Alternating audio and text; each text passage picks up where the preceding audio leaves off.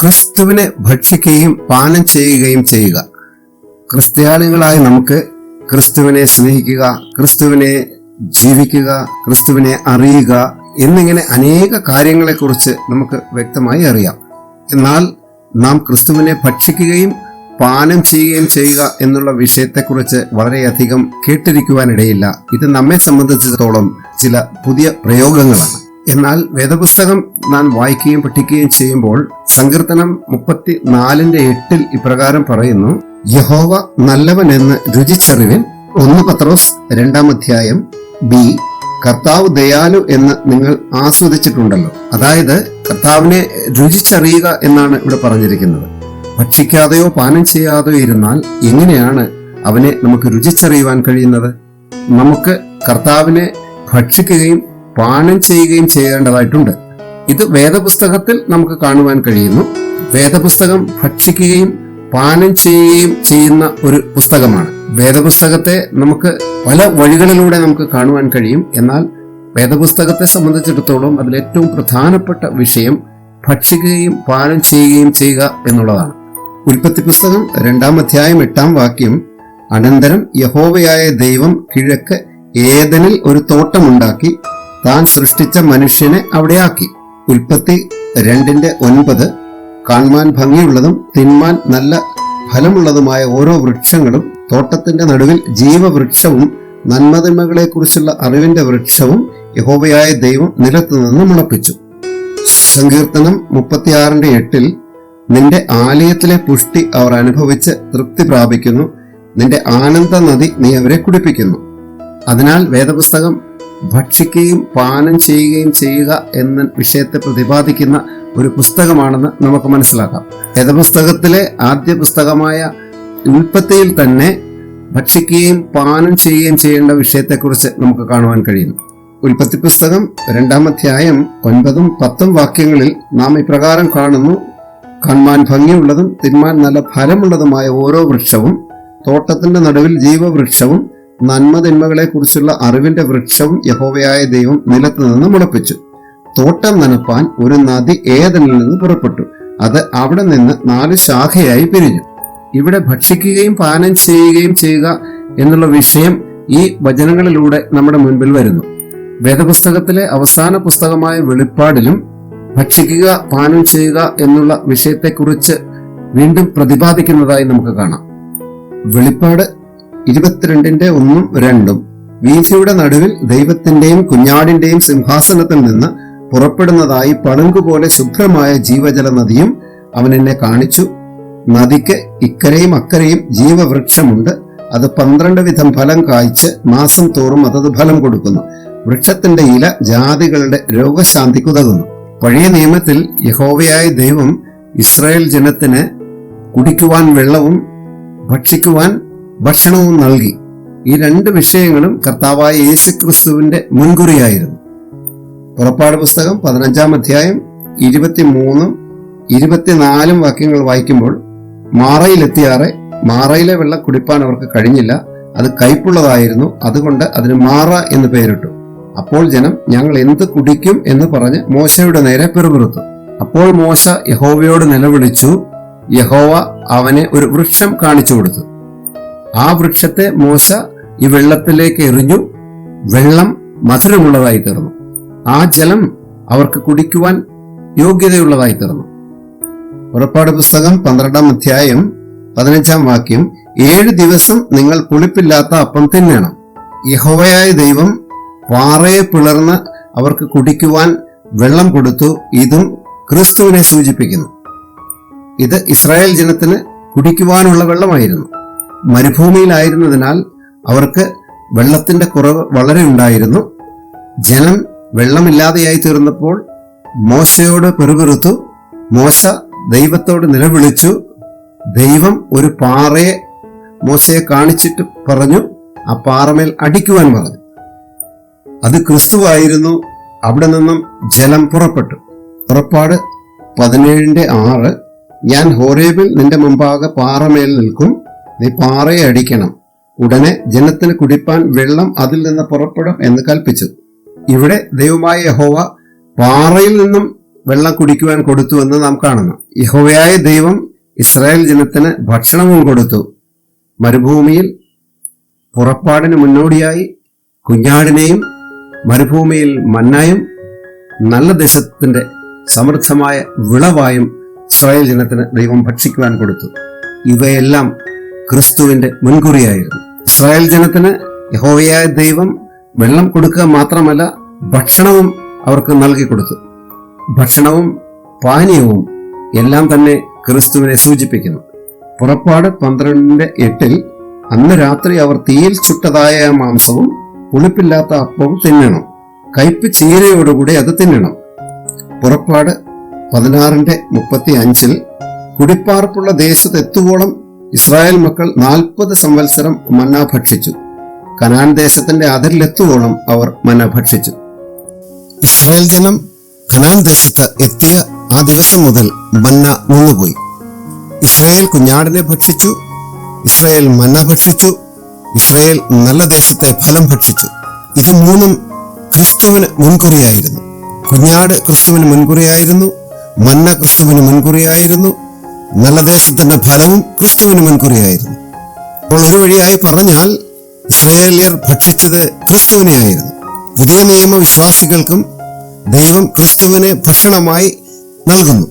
ലൂക്കോസ് 15:23 തടിപ്പിച്ച കാളക്കുട്ടിയെ കൊണ്ടുവന്ന അറുപ്പിൻ നാം തിന്ന് ആനന്ദിക്കാം. ഇത് മുടിയനായ പുത്രന്റെ പിതാവ് സംസാരിക്കുന്നതാണ്. തടിപ്പിച്ച കാളക്കുട്ടിയെ കൊണ്ടുവന്ന അറുത്ത് നമുക്ക് ആനന്ദിക്കാമെന്ന് പറയുന്നു. തടിപ്പിച്ച കാളക്കുട്ടി ക്രിസ്തുവിന് മുൻകുറിയായിരുന്നു. യോഹന്നാൻ 4:14 ഞാൻ കൊടുക്കുന്ന വെള്ളം കുടിക്കുന്നവന് ഒരു നാളും ദാഹിക്കുകയില്ല എന്ന് യേശു പറഞ്ഞു. അതുപോലെ തന്നെ വെളിപ്പാട് 2:7 ബി ഇപ്രകാരം വായിക്കുന്നു, ജയിക്കുന്നവന് ഞാൻ ദൈവത്തിന്റെ പരദേശയിലുള്ള ജീവവൃക്ഷത്തിന്റെ ഫലം തിന്മാൻ കൊടുക്കും. ഈ ജീവവൃക്ഷവും ക്രിസ്തുവിന് മുൻകുറിയാണ്. വെളിപ്പാട് 2:17 ആത്മാവ് സഭകളോട് പറയുന്നത് എന്തെന്ന് ചെവിയുള്ളവൻ കേൾക്കട്ടെ, ജയിക്കുന്നവന് ഞാൻ മറഞ്ഞിരിക്കുന്ന മന്ന കൊടുക്കും. മറഞ്ഞിരിക്കുന്ന മന്നയും ക്രിസ്തുവിനെ സൂചിപ്പിക്കുന്നു.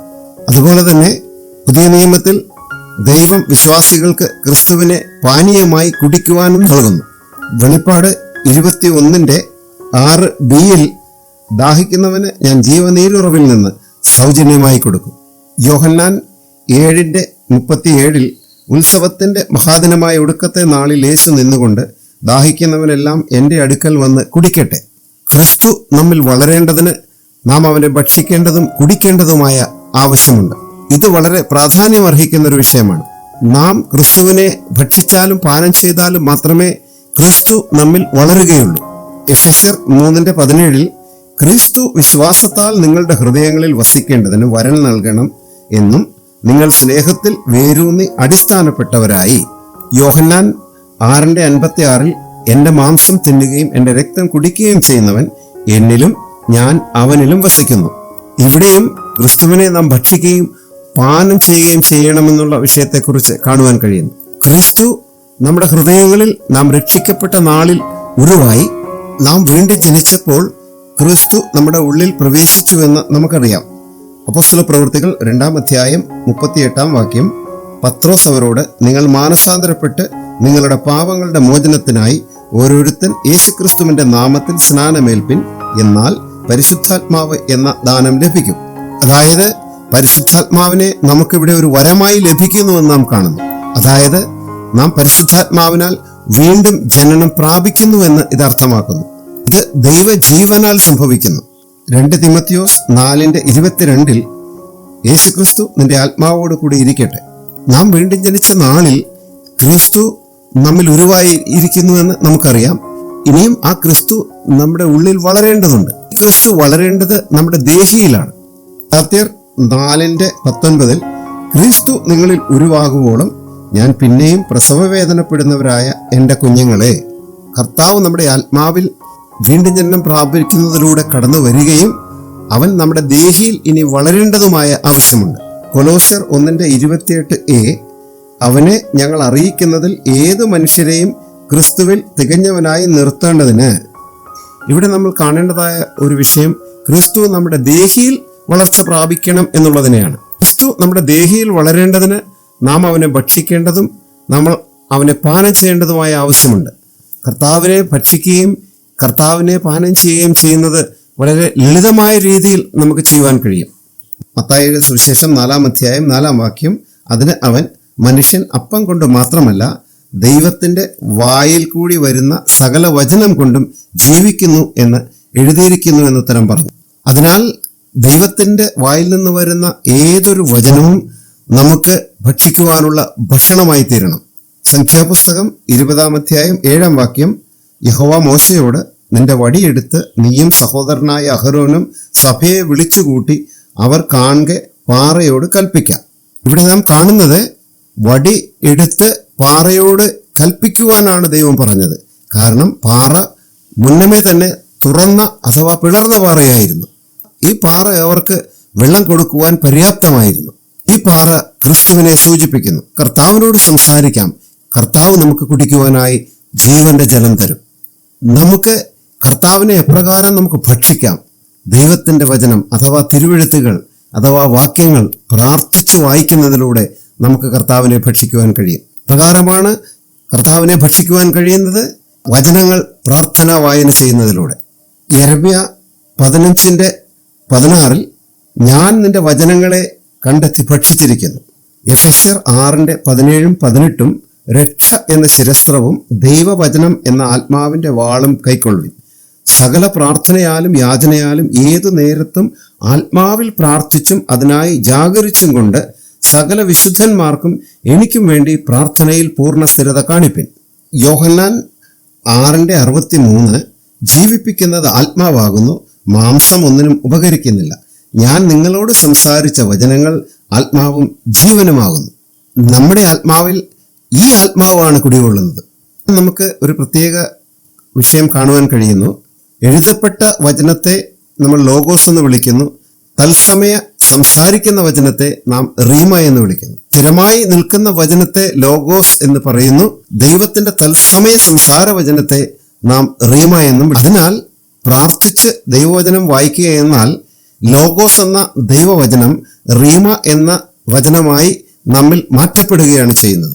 ഇവിടെ സ്ഥിരമായി എഴുതപ്പെട്ട വചനം ദൈവത്തിന്റെ തത്സമയ സംസാരമായി നമുക്ക് ലഭിക്കുന്നു. അതുകൊണ്ട് നമ്മുടെ ആത്മാവിലുള്ള ദൈവത്തിന്റെ വചനത്തെ നാം ആത്മാവിനെ വ്യായാമം ചെയ്ത് നാം പ്രാർത്ഥന വായന ചെയ്യുമ്പോൾ നാം വായിക്കുന്നതായ ദൈവത്തിന്റെ സ്ഥിരമായ എഴുതപ്പെട്ട വചനം നമ്മിൽ അത് ദൈവത്തിന്റെ തത്സമയ സംസാര വചനമായി രൂപാന്തരപ്പെട്ട് ലഭിക്കുന്നു. അത് ദൈവത്തിന്റെ വചനം ആയി നമ്മിലേക്ക് ജീവനും ആത്മാവുമായി പ്രവേശിക്കുകയും ചെയ്യുന്നു. ഒരു കൊള്ളി തീപ്പെട്ടിയിൽ ഉരയ്ക്കുന്നത് പോലെയാണ്. തീപ്പെട്ടിയുടെ പുറത്ത് സൾഫറുണ്ട്, കൊള്ളിയുടെ മേലും സൾഫറുണ്ട്. ഇത് രണ്ടും ചേർന്ന് ഉരയ്ക്കുമ്പോൾ അവിടെ തീ ഉണ്ടാകുന്നു. ഇതുപോലെ തന്നെയാണ് നാം ആത്മാവിനെ പ്രയോഗിക്കുമ്പോഴും ഉണ്ടാകുന്നത്. നമ്മുടെ ഉള്ളിലും ദൈവത്തിന്റെ ജീവന്റെ ആത്മാവുണ്ട്. അതുപോലെ നാം വായിക്കുന്ന വചനത്തിലും ജീവന്റെ ആത്മാവുണ്ട്. ഇത് രണ്ടും നാം ആത്മാവിനെ വ്യായാമം ചെയ്ത് പ്രയോഗിക്കുമ്പോൾ അത് ദൈവത്തിന്റെ തത്സമയ വ്യാപാരമായി, തത്സമയ ശക്തിയായി, ആ വചനത്തിന്റെ ശക്തിയായി നമുക്ക് ലഭിക്കുവാനിടയായിത്തീരുന്നു. നമ്മുടെ ആത്മാവിലും ദൈവത്തിന്റെ വചനമുണ്ട്, നമ്മുടെ ആത്മാവിലും ദൈവവചനമുണ്ട്, നാം വായിക്കുന്നതും ദൈവവചനമാണ്. ഇത് രണ്ടും ചേർന്ന് പ്രയോഗിക്കുമ്പോൾ, ആത്മാവിനെ വ്യായാമം ചെയ്ത് പ്രയോഗിക്കുമ്പോൾ അവിടെ അത് നമുക്ക് ദൈവത്തിന്റെ തത്സമയ സംസാരമായി മാറ്റപ്പെടുകയാണ് ചെയ്യുന്നത്. ലോഗോ റേമയായി മാറുന്നു. അത് ജീവനായി മാറിക്കൊണ്ട് നമ്മുടെ ആത്മാവിനകത്തേക്ക് പ്രവേശിക്കുന്നു. ഇപ്രകാരമാണ് നമുക്ക് ക്രിസ്തുവിനെ ഭക്ഷിക്കുവാൻ കഴിയുന്നത്. അതുകൊണ്ട് ദൈവത്തിന്റെ എല്ലാ വചനവും ക്രിസ്തുവാണ്.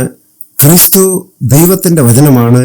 ഈ വചനം നാം പ്രാർത്ഥന വായന ചെയ്യുമ്പോൾ അത് നമുക്ക് ജീവന്റെ വചനമായി നമ്മുടെ ആത്മാവിൽ തീരുന്നു. അതിനാൽ നമുക്ക് ക്രിസ്തുവിനെ ദൈനംദിനം ഭക്ഷിക്കേണ്ടതുണ്ട്. ഭാതത്തിലൊരു വേളയിൽ, മധ്യാഹ്നത്തിനൊരു വേളയിൽ, രാത്രി ഒരു വേളയിൽ. കർത്താവിനെ എപ്രകാരം പാനം ചെയ്യുവാൻ കഴിയും? അവന്റെ നാമത്തെ ഉറക്കെ വിളിക്കുന്നതിലൂടെ അവനെ നമുക്ക് പാനീയമായി ലഭിക്കുന്നു. കർത്താവായ യേശുവേ, കർത്താവായ യേശുവേ എന്ന് നാം വിളിക്കുമ്പോൾ അവൻ ജീവന്റെ ജലമായി നമ്മുടെ ആത്മാവിലേക്ക് പ്രവേശിക്കുകയാണ്. 2 കൊരിന്ത്യർ 3:17 പറയുന്നു, കർത്താവ് ആത്മാവാകുന്നു.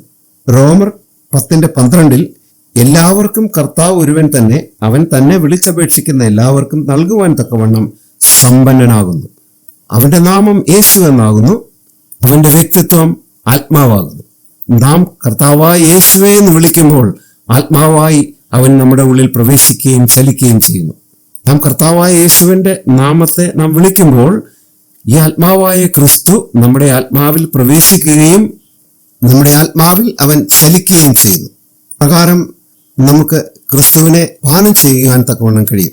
ക്രിസ്തുവിനെ ഭക്ഷിക്കുന്നതിനു വേണ്ടി കർത്താവിന്റെ വചനം, ദൈവവചനം നാം പ്രാർത്ഥിച്ചു വായിക്കേണ്ടതുണ്ട്.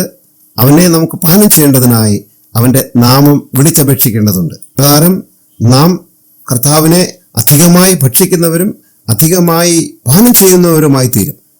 എഴുത്തുകളിലെ ആദ്യ പുസ്തകത്തിൽ തന്നെ നമുക്ക് ഭക്ഷിക്കുന്നതിനെയും പാനം ചെയ്യുന്നതിനെയും കുറിച്ച് കാണാം. അവസാന പുസ്തകത്തിലും കർത്താവിനെ ഭക്ഷിക്കുന്നതും പാനം ചെയ്യുന്നതിനെ കുറിച്ചും നമുക്ക് കാണുവാൻ കഴിയുന്നു. വേദപുസ്തകം മുഴുവനും ഭക്ഷിക്കുന്നതിനെയും പാനം ചെയ്യുന്നതിനെയും കുറിച്ചുള്ള ഒരു പുസ്തകമാണ്. ഇസ്രായേല്യർ കർത്താവിനെ ഭക്ഷിക്കുകയും പാനം ചെയ്യുകയും ചെയ്തു. പുതിയ നിയമ വിശ്വാസികൾക്കും ഇപ്രകാരം കർത്താവിനെ ഭക്ഷിക്കുവാനും പാനം ചെയ്യുവാനും തക്കവണ്ണം ദൈവം നൽകി തന്നിട്ടുണ്ട്. അപ്രകാരം മാത്രമാണ് ക്രിസ്തു നമ്മുടെ ഉള്ളിൽ വളരുവാൻ തക്കവണ്ണം ഇടയായിത്തീരുന്നത്. നമുക്ക് അധികമായി ക്രിസ്തുവിനെ ഭക്ഷിക്കുന്നവരും പാനം ചെയ്യുന്നവരുമായി തീരാം. അതിനാൽ നാം ക്രിസ്തുവിനാൽ അധികമായി സാന്ദ്രീകരിക്കപ്പെടുകയും നിറയുകയും ചെയ്യാനിട വരും. അങ്ങനെ നാം ക്രിസ്തുവിൽ വളരുകയും ക്രിസ്തു നമ്മിലൂടെ ആവിഷ്കരിക്കപ്പെടുകയും ചെയ്യും. Praise the Lord.